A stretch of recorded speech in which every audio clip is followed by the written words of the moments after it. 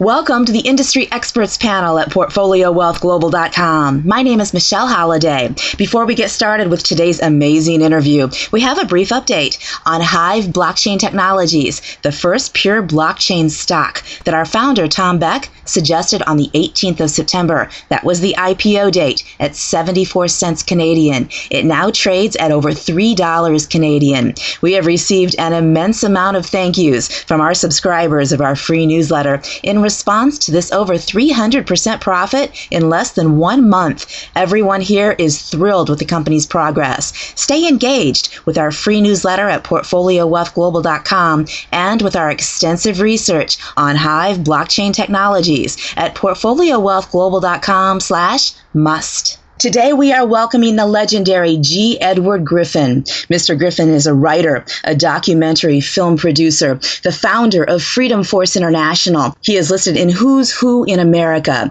He is famous for covering a vast array of subjects, from ancient Earth to taxation to voter fraud. Among his immense list of achievements, he has received the Telly Award for Excellence in Television Production. Mr. Griffin is president of American Media. He is the author behind amazing books. The one which may stand out most to our listening audience is The Creature from Jekyll Island, regarding one of the world's most secretive institutions, and some say the most insidious, the U.S. Federal Reserve Bank.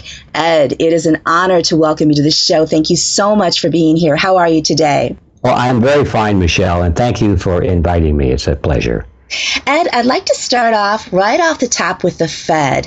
What are your thoughts on Stanley Fischer's resignation from the Fed, Janet Yellen's quickly approaching end of term, and her successor? Well, I don't pay a lot of attention to those little gnat-like events that happen along the way, because I know what the Federal Reserve System is, and I know how huge it is and how it's not really run by these people that appear. Janet Yellen she's an employee. She doesn't really determine anything. She's the front figure. She's a very important person, of course, but what people don't realize is that the Federal Reserve is a cartel. It's no different than a banana cartel or an oil cartel. It happens to be a banking cartel. It's made up of the largest and most powerful banks in the United States. That's what its essence is.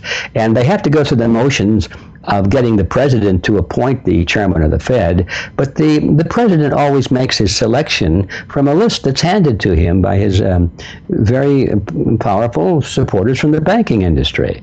They really select the chairman. They give the president a list of a couple of names to choose from, but it's their person all along. And the chairman of the Fed and all these employees of the Fed, all these front runners that we think of them, they're really merely employees, and if they step out of line and do anything that's not in the best interest of the cartel, they're out of there.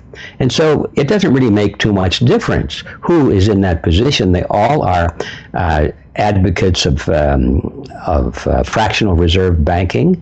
They're all advocates of fiat money. They're all advocates of expanding the money supply. And they're all advocates of total control of the economy. And so it really makes no difference who's in there at the moment. So as these names come and go, it really doesn't interest me an awful lot. That's a very interesting perspective and almost scary. Well, it is scary because it's the kind of reality we wish didn't exist. We'd like to think that, as I used to think, that the Federal Reserve was an agency of the federal government, and it was there to serve the people, and we had all these responsible elected representatives who didn't have any personal agendas. They were all honest people, and they wanted to help America, and that was their first objective. And I didn't have to worry about it because as long as I paid my taxes and followed the rules, I'd be okay. That was the kind of the attitude that most people have today. So, but when you take the red pill and you realize, oh my gosh, that's not the way it is at all, it is scary, but it's also invigorating because it means now you really understand what's going on in the world. And although you may feel helpless, and that's a very common thing when you realize the size of this matrix we're up against, you're not helpless because all we have to do is just awaken enough people. And if enough people get out of the matrix, we can grab hold of this thing and turn it around so it really is the kind of entity that we want it to be. But the first step is to wake up, take that red pill, drink the coffee, whatever allegory you want to use, and you realize how things really are. Ed, many recessions, in fact, all of them during the past 40 years, have surrounded periods of tightening, and the Fed is looking to raise the rates for the fourth time in 2 years. Historically, this has signaled the end of U.S. equities bull markets. Mm-hmm. In your perspective, can retirees withstand another stock market roller coaster? Well, that's a subjective thing, isn't it? It's in my honest view is that I don't think the retirees can stand the last ones. It hurt them badly. Of course, they're still retirees, and their standard of living in most cases has dropped. I mean, they're still there, so they survived it. But every time this happens, every time we go through that cycle, it's like a ratchet. Just the chain around the neck gets a little tighter, and then the next time they ratchet it again a little tighter. And we seem to survive each of those tightenings, but there comes a point when the economy, the circulation of the blood supply just stops. I don't know when that point is, but we're always heading in that direction. We're never heading in the other direction. So, and it's the only game, by the way, that these people know how to play, because it brings me back to the theme that I was discussing just a moment ago. And that is, we have to remember who these people are and what they are. They're a cartel. They're not there to serve us. That they have no interest in serving the American people or helping the economy, except to the extent that they don't want to kill the goose that lays the golden egg. They'd like to keep, as much as possible, they'd like to keep the economy bubbling along so they can plunder it. It's very much like a parasite. It's a parasite that has an interest in keeping its food supply alive. They don't want a parasite, if it had a brain, would say, hey, I've got to stop sucking the lifeblood out of this thing, because when this tree is gone, I'm dead too. But they don't, parasites don't have brains. They just keep pulling the lifeblood out until finally both the host and the parasite die. That's what happens to economies around the world, is that the banking systems or other types of systems get hold of the government, get hold of the society, and they start pulling the lifeblood out of it because they can, because they're given the power, because the people are silly enough to think that these people really care about them, and so they give them more and more power to pass more and more laws and more rules and regulations, supposedly for their own good, they think, but in reality it's not for their good at all. And so they allow this parasite to grow. In fact, they encourage it to grow, because the parasite says, look, I'll take care of you. I'll provide you health care benefits. I'll provide you subsidies on your mortgage. I'll send your kids to school free. I'll give you all these benefits, but just come on, let me just suck the blood out of you a little bit more in order for me to do this. And that's how the parasites destroy the systems that they feed on. You see this in history over and over again. And we're right in the middle, or past the middle of that process right now. So I don't know. I have a kind of a jaundiced view of it. I like to think of it as a realistic view. And so when these people talk about, well, we're going to tighten or loosen the interest rates, supposedly for you folks, because we want to create employment or because we want to put a lid on inflation, don't listen to them. They do it because it's in their own interest. They think they're going to milk the public a little bit more by their measures. They have one goal and one goal only, and that is to feather the nest of the members of the cartel, period.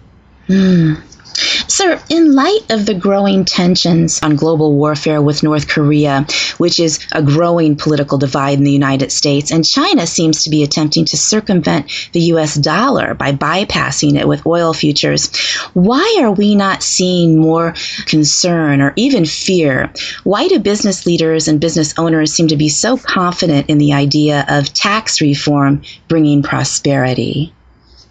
It's a good question, Michelle. I think there are a lot of reasons. I think there's sort of a Lemming complex here. not just business people, but everyone seems to just want to be part of the crowd. They don't want to be left out. They don't want to be the oddball. So they go along with what everyone seems to be going along with. If, like Lemmings, they'll just follow that mob and they all go over the cliff and they die. But they don't know because they think, well, everybody's doing this, so it must be good. I think there's that idea that nobody wants to challenge the consensus. Consensus seems to be very important.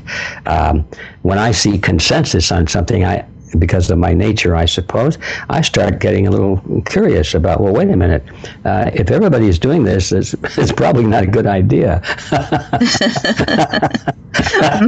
A little skeptical there. Yeah, well, I've seen enough of life to know that that's what happens. When the stock markets crash, they follow a period of great exuberance and optimism about the stock market. Everybody's investing in the stock market. And when you see that happening, the end is nigh. This is historical. This is not just being skeptical or cynical. This is history. So it's the whole idea that the masses can't be wrong is absurd. The masses are usually wrong. And people make fortunes by being contrarian. By the time you hear about a good deal on the stock market, it's too late. The cream has been skimmed off. And everybody knows this. But then it kind of reminds me of my mother-in-law, God bless her. She's gone now, but she's a great lady. But she had this amazing idea to divide things and have opposing points of view at the same time.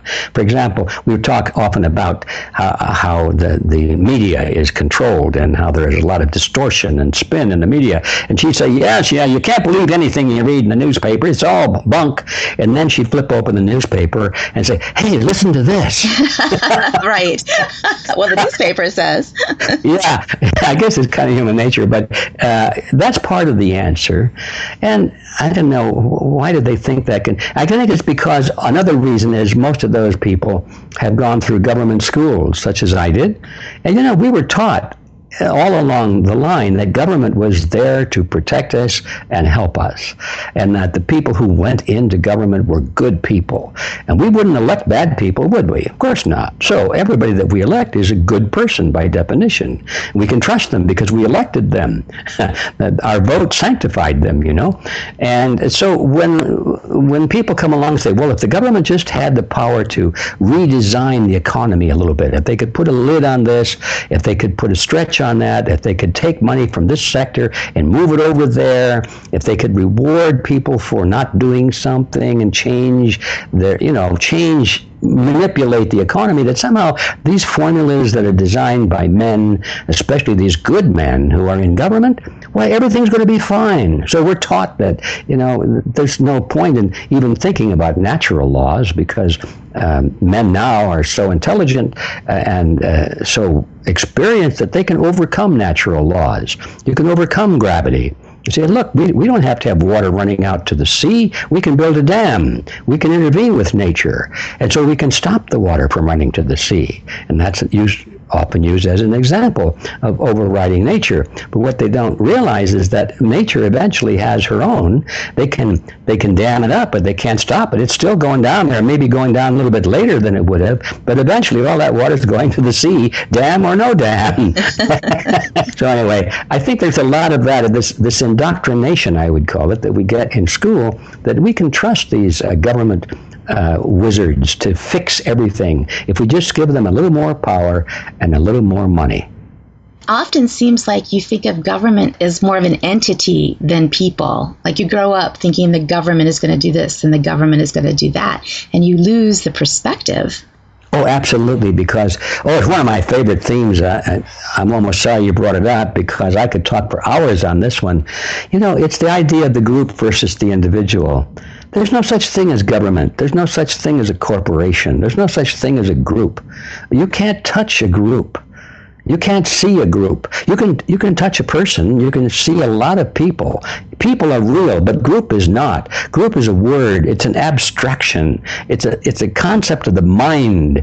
It's a mathematical concept in a way. It represents more than one person, but it's just a concept. Abstraction. It's not real. It's not tangible. It's in the mind. Whereas a person is real. Like the concept of forest. You cannot see a forest. You cannot cut down a forest. You can see and touch and cut down trees, but not a forest, because forest doesn't exist. So a corporation doesn't exist. It's people. It's just an agreement written on a piece of paper by people. And they say, well, we'll agree to this, we'll agree to that, put limits here and so forth. And they call that a bylaws. It's a piece of paper. It's just, it doesn't exist. It's just people. So we're back to the idea that the corporations or groups can have rights or privileges. It's a very deceiving and damaging concept, because it allows demagogues, political demagogues, to say, I represent the people. I represent the majority. And if we can just get a majority vote, now we got the mandate of the people. The people. Well, who are the people? The people don't exist. Individuals exist. I'm ranting a little bit because there's so much to cover, but you see, when you think that the group has the right to dominate the individual, and that's one of the elements of collectivism that is so rampant in the world today, the idea that the individual must be sacrificed, if necessary, for the greater good of the greater number, it's a horrible thought, because that's where the demagogues come in and say, I represent the greater number. And so they speak for the people, which don't exist as in reality. And then they go right back to being the same classical dictator, demagogue, totalitarian that history has always had, with the only twist that now it's in the name of the people. So there you go. It's the idea that corporations or groups of any kind, even governments, have an entity of their own is a very dangerous concept. We have to break through that and realize, no, we're always dealing with people. And when, here's another thing on that topic. Take a big corporation like a pharmaceutical company.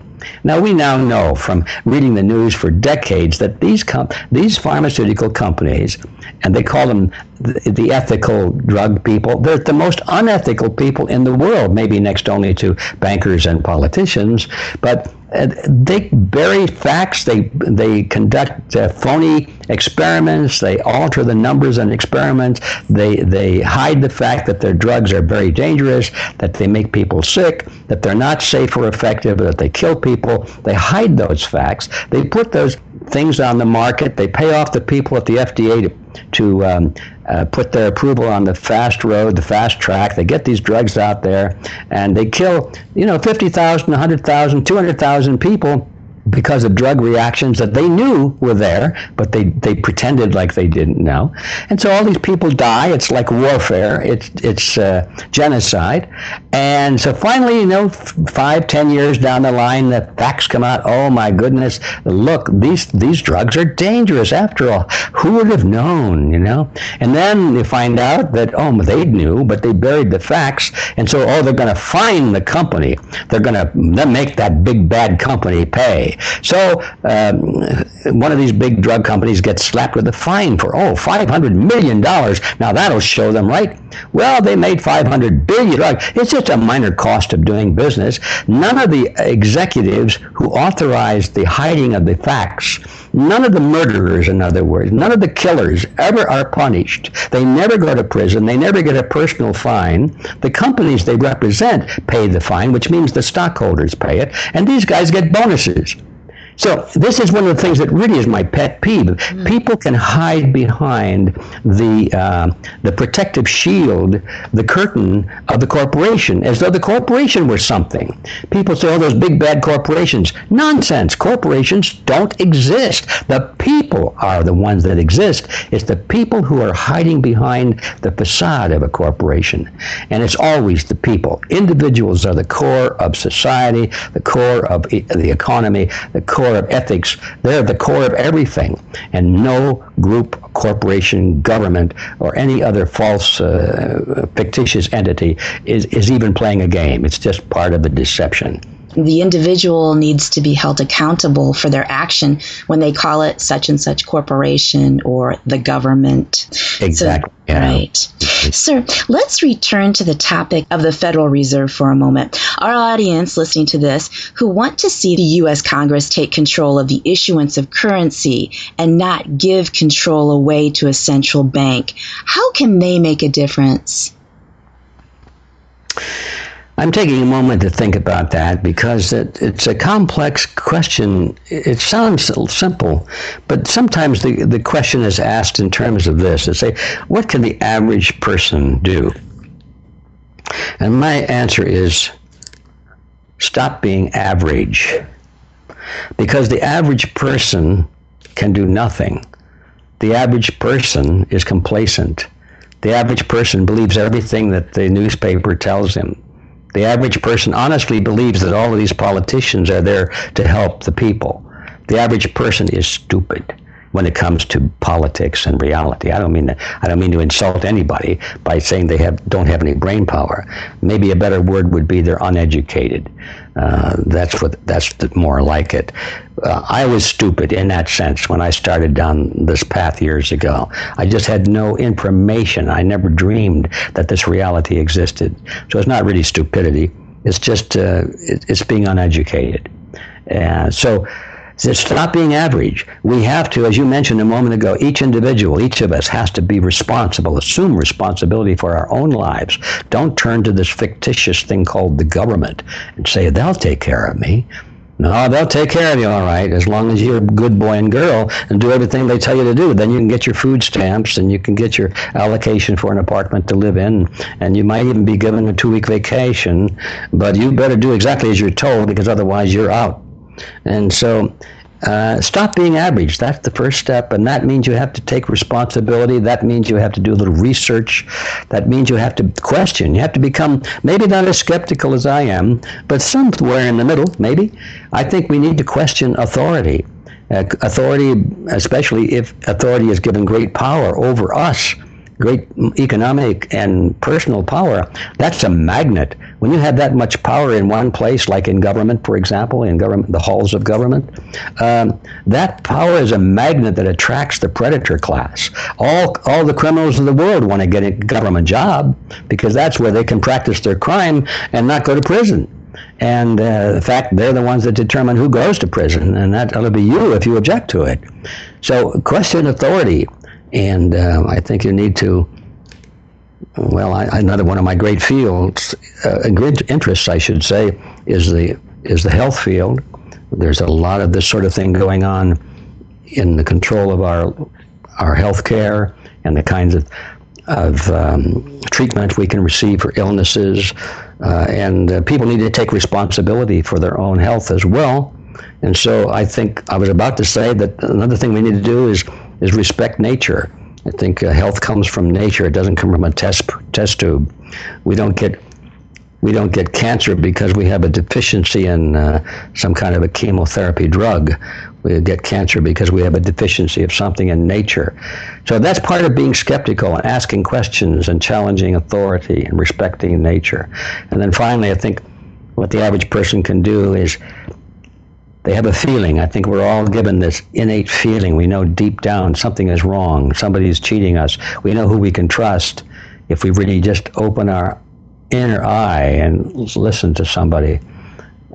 And we'll know. Every one of us knows deep in our heart what is the right thing to do. And we just have to follow that path and not blindly follow what we're told to do. Trusting our instincts. Yes. Yes, indeed. What advice would you give to someone who wants to go along that path but is hitting so much powerful resistance and peer pressure and threats? Do you know what I mean? Like when you get into that realm of government, because it must be just so intense, to try to stand up on your own. Well, it is. And that's why I say you have to stop being average, because the average person doesn't have the stomach for going against the majority. He wants to be popular. He wants to be loved. He wants to be, part of the gang.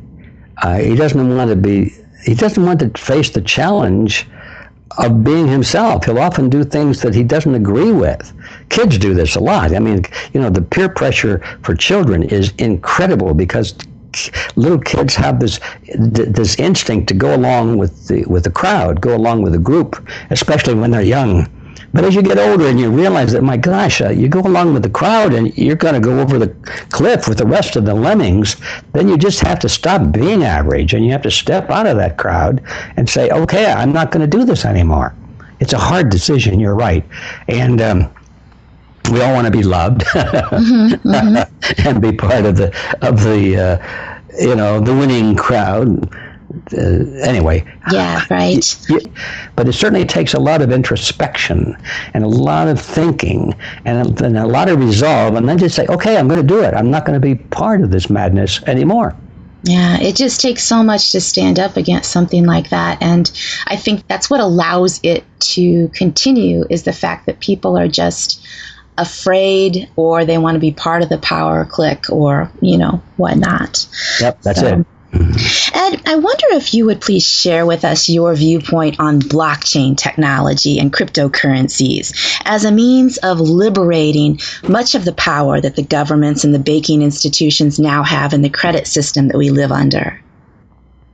Sure, I have some very strong opinions on that. Now, there are a lot of people out there who know much more about blockchain technology than I do, especially in terms of the technical side. It gets to be pretty complex. I think I understand the basic principles involved, and I think in a general way I can answer your question, because I feel that the blockchain technology is a wonderful advance in the world. I think it's already showing that it's going to revolutionize the commercial transaction industry. It's a means of allowing people to make verified transfers of anything, not just money, but everybody's thinking about money, over the internet, be perfectly safe. It can't be cracked, so I'm told, although remember, I'm Mr. Skeptic, but okay, I think it's very difficult to crack it and to break it, and there's so much redundancy, when you get to such large numbers, different renditions of the same data, each one compared to the other, and being able to find and correct errors immediately and so forth. I'm willing to grant that it's probably as close to uncrackable as anything you could conceive of, and all of that. So I think it's a definite advancement. It allows for privacy of transactions, gets the banks out of the middle of it so they don't have an excuse to get their little bite, 0.5%, 2%, 3% sometimes of every transaction. Boy, that's a huge bite out of every transaction between every human being in the world. That's one of the reasons the banks are so powerful, because they live off of that income stream. So that's all well and good. Now we come to the downside. Is there a downside? And I think there is. First of all, the banks see this trend, and they know it's not going to go away. So they've spent a lot of time and money trying to find a way to capture that technology and use it for themselves, so that they're not out of the stream anymore. They come back into it again, but through the back door. And they spend a lot of time and money on that, and they don't do that unless they think there's a way to do it.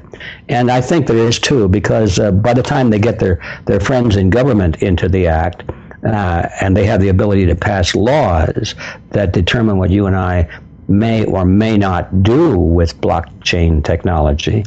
And if they are able to pass laws which force all users of blockchain technology to reveal certain data, so it's no longer confidential, no longer private.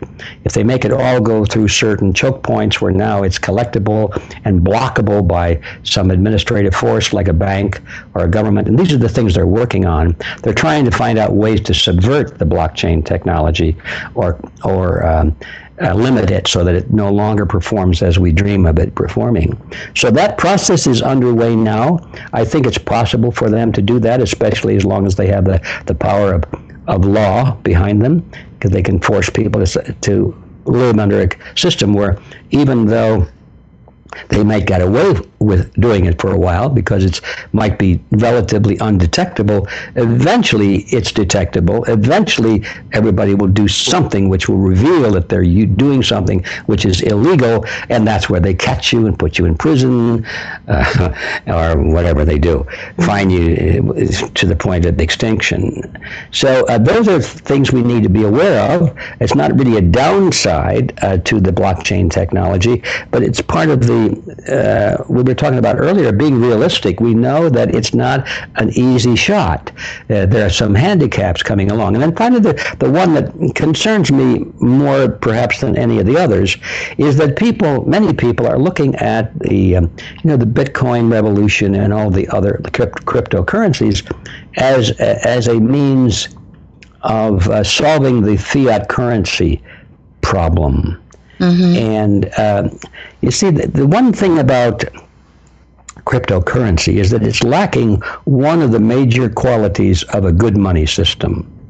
Now, we're not talking now all of a sudden, I just changed the topic. We're not talking anymore about using blockchain as a means of making transactions. We're talking about using it specifically as a money system, which of course can be used for transactions. But it's more than that. It's like having, instead of US dollars, we're all now going to use Bitcoin or Bluecoin or whatever it is, and this will be our new money. This is a different thing because one of the qualities of money that has always been essential historically for a money system to last for a long period of time and preserve purchasing power is that it has to have intrinsic value. It has to be something which takes human effort to create so that its quantity can be limited. And so it has value even if it were not used as money. So that if you have a stockpile of it and nobody wanted it as money, you still have a benefit from it. Like gold or silver. That stuff is used for commerce, for jewelry. It's used for things other than money. In the early days, it was jars of wheat. A jar of wheat was money in early Egyptian times. That's how it all started. A jar of wheat was money. You stockpile some jars of wheat. And when you want to buy something, you say, I'll give you this jar of wheat for your wagon or whatever. And then it became, cows in Europe. In fact, the word pecunia, for a pecuniary transaction, a monetary transaction, I believe it's Latin. I have to look it up, but I think it's Latin for cow. Okay. People use cows as money because it had intrinsic value, even if it weren't used as money.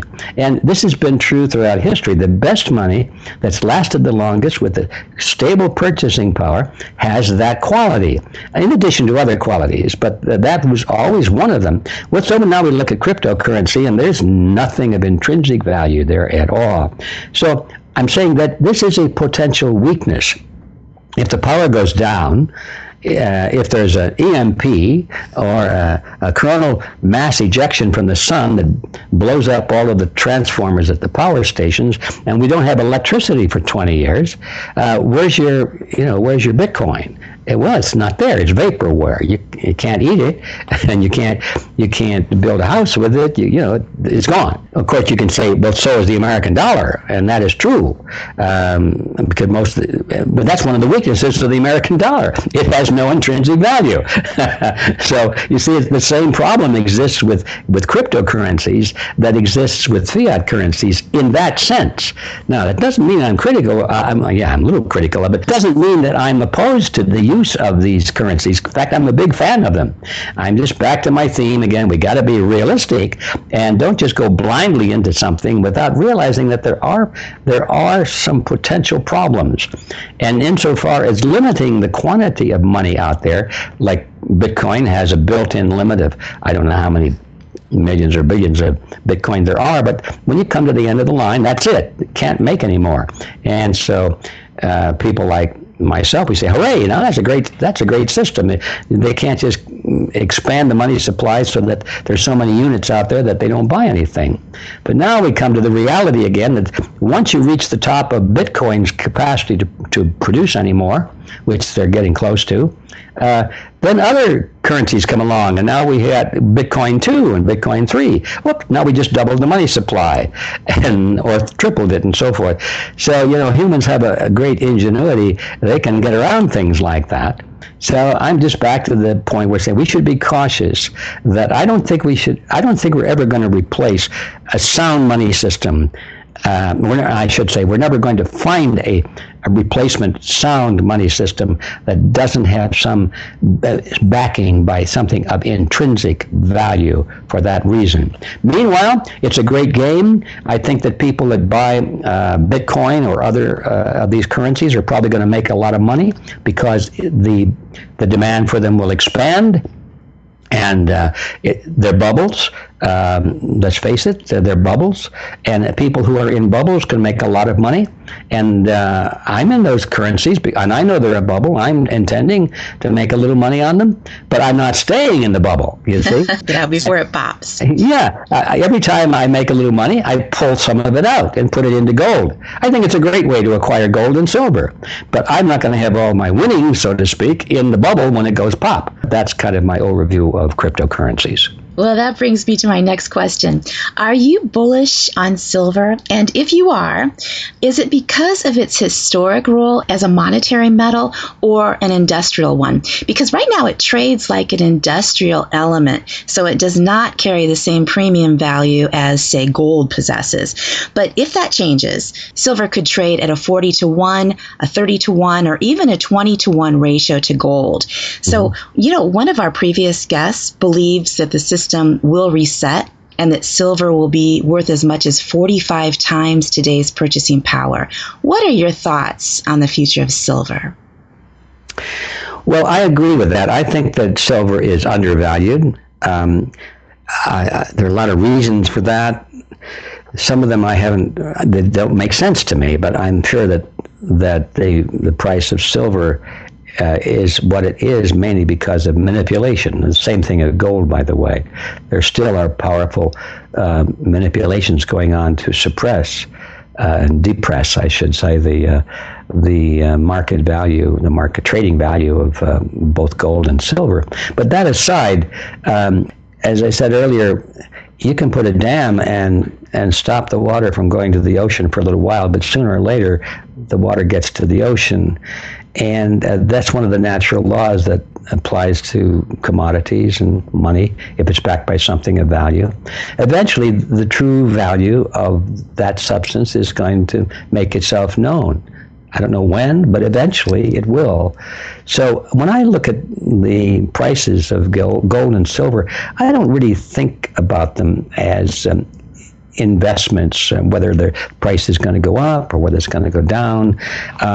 Now, maybe that's silly because if I did, I could probably make some money if I were smart enough to figure the timing, if I knew when to buy and when to sell. But I'm not that smart.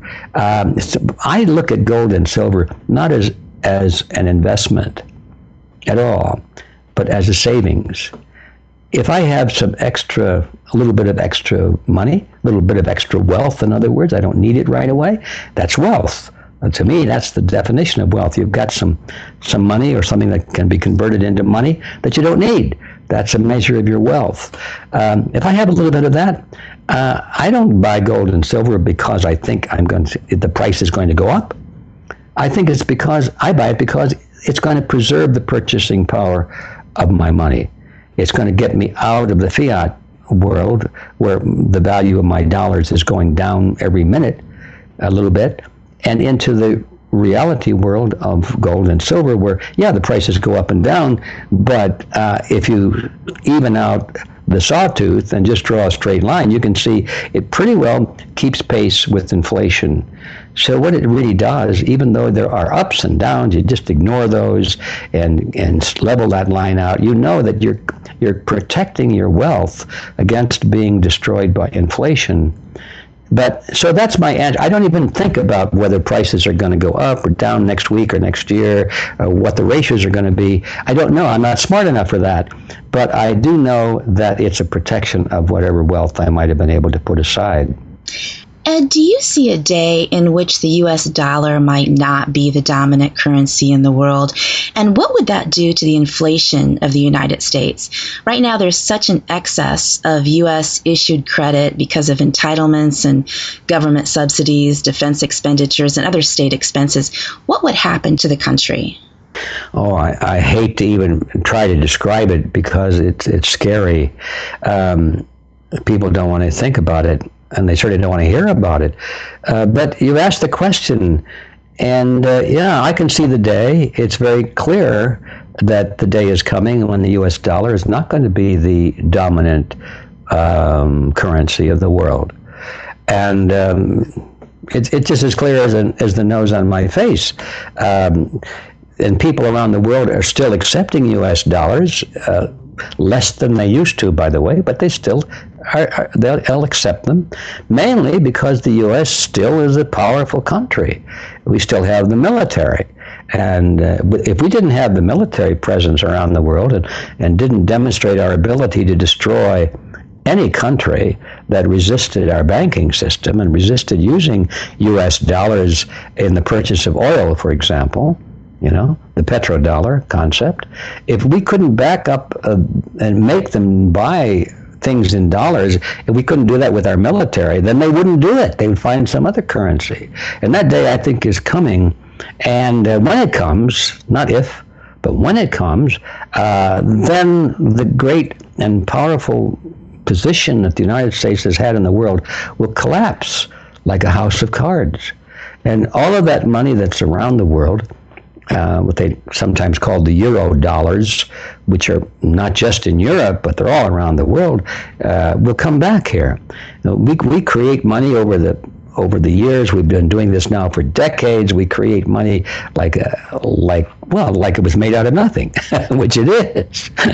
The trillions and trillions of dollars, and people have often said, well, how come we don't have more inflation?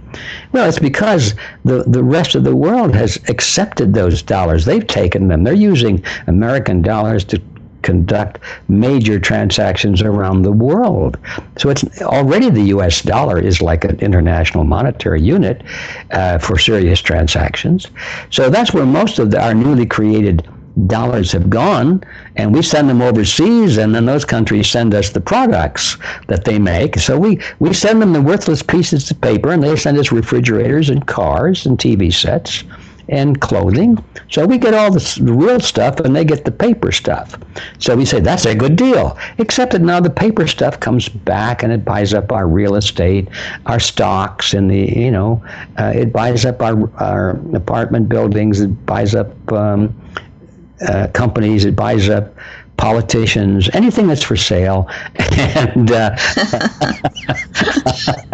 and so that now we find ourselves in a very dangerous position because our assets are compromised. They own a lot of our mining assets, our resources. They're buying up in the United States huge areas of land, and they've got these precious metals and timber and all these things like that. They're getting real assets out of this process. So as I'm dragging this on, so ultimately, when the dollar is recognized worldwide for its true value, once you extract the military from it, its true value is close to zero. That means that people in Europe and Asia, Africa, holding all of these trillions and trillions of U.S. dollars won't want them anymore. They're going to send them back to the United States to cash them in for something of value. Like they'll want the refrigerators and cars back. They'll want the real estate back. And so all of those dollars then will come flooding back to the United States to be cashed in for something. And boy, that's when inflation will hit, and it'll be like a tsunami that'll practically, it will wipe the United States clean. We will not recognize it after the tsunami recede. Do you think that would be a fast overnight process or a more of a slow measured process? I don't really know. That's an interesting question, but my guess, it would be pretty much like most bubbles that crash, because our economy is a bubble. It's based on psychological and political factors more than economic factors. It's a bubble. And most bubbles grow slowly and pop quickly. So I think I can't see any reason why that event that we're talking about shouldn't happen pretty much like a pop. That brings me to the next question. Are you optimistic about the future of the United States as a country? No, I'm not optimistic about it, and I'm not pessimistic either in the strict sense of that word, because there's another option. I'm realistic. I come back to that word again. I like to think of myself as a realist, and there is a middle ground that is definitely not optimistic, but it's not as pessimistic as you might sound, because I think there's a lot of resilience left. I think that most people in America still have the quality that is necessary to rebuild from this mess. I think they have the right values, although with each generation that goes through the university system and being taught that they're victims of the system and society, whatever it is, there's one of those words again, society, that doesn't exist. Society owes them this and society owes them that. With each generation, that mentality becomes more prevalent. But even so, in spite of that, I think that the basic morality of the American people, the work ethic is still intact, and I think we can rebuild. And I'm thinking that maybe you and I and others who don't want to be just the average person anymore, and who want to try and take responsibility for not only ourselves, but restoring this great country, that we're in a position now, if we really work hard and have a good plan, can restore the system. Restore it not only to where it was, but even to greater heights of prosperity and liberty and privacy. And that is very encouraging to me. Not that there's not going to be some white water ahead. You can hear the roar of the falls. Right? You can hear it. But it means that we can get through it. But we have to be realistic. We have to know what's coming, why it's coming. We have to know who did it, so we don't turn to those same people to solve our problems, the same people who created our problems. And that, frankly, Michelle, is the reason that we started this latest and greatest movement, that I like to think of it, is the Red Pill University. Because we want to use the university format as a means of bringing together all of the people who do see this bigger picture and who do want to become part of the rebuilding process and the restructuring, and people who can restore, not only restore, but go beyond the great levels of prosperity that we once had. That's the university, and anybody that wants to know more about it, I'm not here to talk about that, but you can just go online and please look it up. It's redpilluniversity.org, and I think you'll be very amazed at what we have planned. I think so, too. Can you nutshell it just very briefly? Because I know it's a big, big picture. Well, it is a big picture, and it all started with the idea that we were going to have a Red Pill Expo, which we did back in June of this year. Of all places, was in Bozeman, Montana. Who wants to go to Bozeman, Montana? Well, it turned out a lot of people did. It was wildly successful. We thought we'd have maybe 100, 150, 200 people, and with 600 people showed up from all around the world, from 12 different countries, and it was 2 days, glorious days. We were distributing red pills, to everybody. Red pill, showing what's the reality in our healthcare system, our political system, our educational system. Everywhere you look, we were discovering the realities versus the illusion. And at the end of the 2-day period, the people who were there wanted more. They didn't want to go home. And so we got the idea real fast that we had to continue this experience all year long, 365 days a year, not just once a year. So out of that was born the idea of the Red Pill University. And okay, what is it? Red Pill University has 2 parts. The first part is it's a cyberspace, or let's say an internet communications channel for all of us people who we'd like to think are not ordinary. We want to really make a difference in the world. It's a communications channel where we continue this red pill experience. We have a lot of information. We're putting our faculty together right now. Some of the greatest minds and teachers in these respective fields are coming on as faculty and as professors.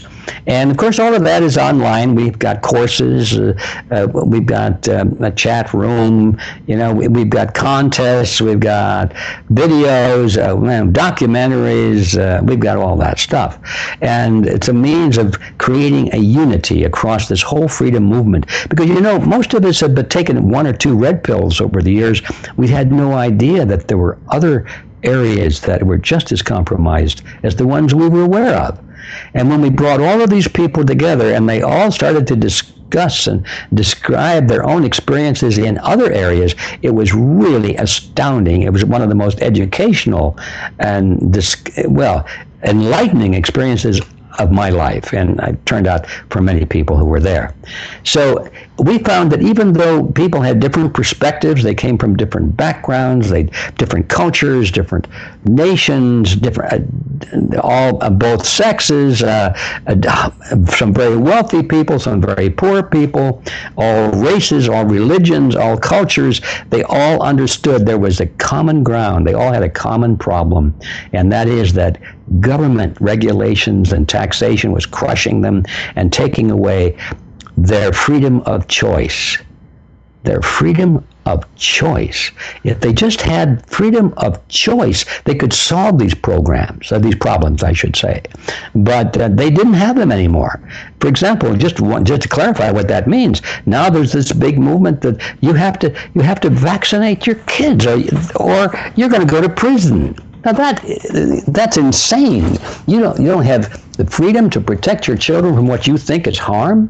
They get into the argument: are vaccines good or not good for you? Well, leave that aside. What if they were good for you? You're not harming anybody else if you don't want a vaccine for yourself or maybe for your child. It's freedom of choice. Everywhere you look, if we just had freedom of choice, we would have freedom, and most of the problems that drove people to the Red Pill Expo would be solved. And so that's the common denominator, and to get the government off of our backs so we can get on living our lives. So now we have a platform here, Michelle, where the Red Pill Expo and the Red Pill University can provide this huge ideological umbrella that all of these groups can come under and share this common ground and create unity in the freedom movement that has never been possible before. We don't ask anybody to give up any of their ideas, any of their projects, their programs, their style, their leadership, their organizations. In fact, we believe that diversity is a strength. We're not asking everybody to come and do the same project and feel the same thing about everything. We just are building a unity movement on the idea of diversity without conflict. So that's a short answer to your question. It's a powerful concept. I've never seen anything so attractive before in my life. It's bringing people. In fact, people are knocking on the door and calling me up and say, "How do I get in?" And I haven't even talked about it very much. "How did you find out?" I ask. "Well, somebody told me about it." This has never happened to me before. I've always been. I've been like the guy that takes the dog out for the walk, and I have to drag the dog along on the leash. Now all of a sudden I've got a dog that's dragging me along. What an amazing movement, an amazing concept. Ed, this has been an amazing interview. It's been such a privilege and an honor to have you on this show. How can our audience keep up with you, all of the places they can find your work, and also please recap how they can find the Red Pill University? Okay. The first step is redpilluniversity.org. And that actually is the gateway to everything else. That site is being built right now as we speak. It's up and you can find it. And there's a place to leave your contact information to be advised of each progress that's made. And that's probably the best and simplest one-stop place to do this. However, if you want to jump right into the stream of things that are going on now, I put out a daily news service called needtoknow.news. Now, when people enroll in the Red Pill University, they're automatically going to get that daily need-to-know.news. But until the cogs and the wheels are turning on that, right now, I would suggest just go to need-to-know.news directly, and there's a little place where you can sign up. It's free. I think you'll like it. I put a lot of effort in it every day. And so get started on that. Once you're on that list, that mailing list, then everything that we do will come to your attention. And I don't think we try very hard not to overdo that. We don't just bury you with a lot of nonsense. We try to bury you with a lot of good sense and important information. So that's it. Need-to-know.news as a fast start. And then to get in the queue for everything we're doing with Red Pill University, that's redpilluniversity.org. Ed, thank you so much for joining us today. Michelle, thanks for inviting me. God bless you, my girl, and keep up the good work. Oh, thank you so much. Mr. G. Edward Griffin, author of the legendary book, The Creature from Jekyll Island. For the Industry Experts Panel, I'm Michelle Holliday at PortfolioWealthGlobal.com.